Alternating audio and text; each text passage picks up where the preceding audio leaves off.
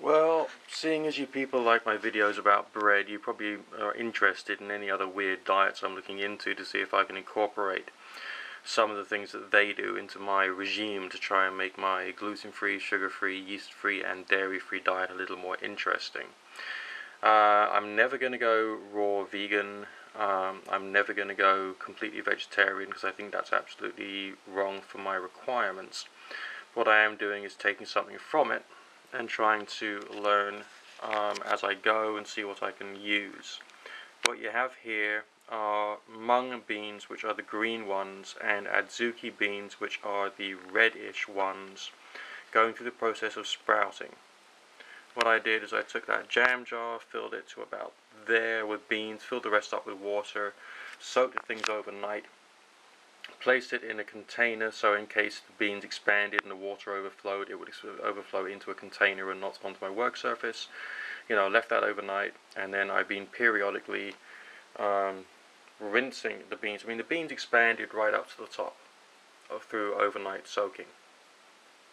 So from about there to right up to the top, it was quite a lot, you know, twice the volume at least.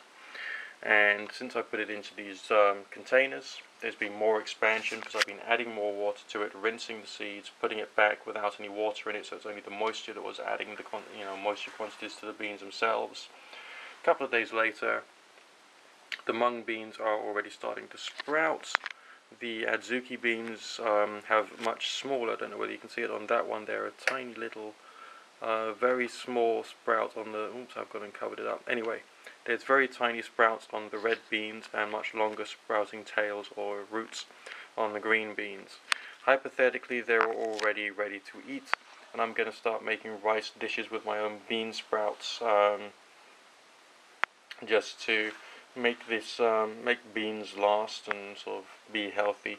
And I suppose the longer I leave them, the better they will be. I've also tried sprouting quinoa or quinoa, or quinoa as you Americans call it, and that works very quickly by comparison, using basically the same kind of method, but rinsing it much more because I think that the reaction is more vigorous. The organic growing reaction is more vigorous with quinoa than it is with regular beans.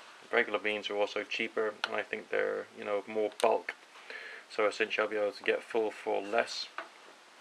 And beans are reasonably cheap to come like the autumn, and when I'm concerned about whether we're going to have another winter as brutal and bad as the one that we had last winter, the winter before, and the winter before that, I can stock up on lots of green beans and red beans and start building up some supplies so I can keep myself going without having to nip down to the shops perpetually.